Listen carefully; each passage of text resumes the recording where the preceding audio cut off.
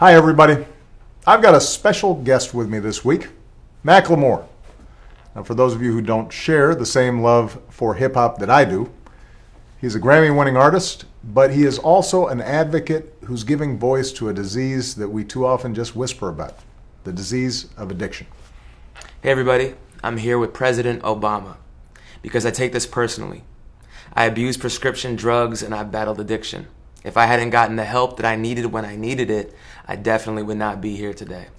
And I want to help others facing the same challenges that I did. Now, drug overdoses now take more lives every year than traffic accidents. Deaths from opioid overdoses have tripled since 2000. A lot of time, they're from legal drugs prescribed by a doctor. So addiction doesn't always start in some dark alley. It often starts in a medicine cabinet. In fact, a new study released this month found that 44% of Americans know someone who has been addicted to prescription painkillers. I didn't just know someone, I lost someone. My friend Kevin overdosed on painkillers when he was just 21 years old. Addiction is like any other disease. It doesn't discriminate. It doesn't care what color you are, whether you're a guy or a girl, rich or poor, whether you live in an inner city, a suburb, or rural America. This doesn't just happen to other people's kids or in some other neighborhood. It can happen to any of us. That's why just talking about this crisis isn't enough. We need to get treatment to more people who need it.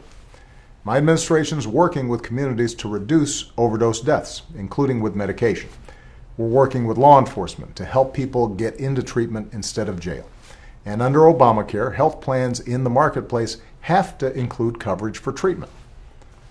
I know recovery isn't easy or quick, but along with the 12-step program, treatment has saved my life, and recovery works. We need our leaders in Washington to fund it and for people to know how to find it. We all need to do more to make that happen.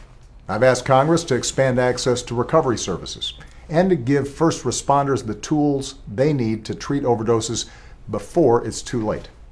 This week, the House passed several bills about opioids, which is great, but unless they also make investments in more treatment, it won't get Americans the help that they need. On top of funding, doctors also need more training about the power of pain medication they prescribe and the risks that those pain medications carry. Another way our country can help those suffering in private is to make this conversation public. When you're going through it, it's hard to imagine there could be anything worse than addiction. But shame and the stigma associated with the disease keeps too many people from seeking the help that they actually need. Addiction isn't a personal choice or a personal failing, and sometimes it takes more than a strong will to get better. It takes a strong community and accessible resources. The good news is there's hope. When we talk about opioid abuse as the public health problem that it is, more people will seek the help that they need.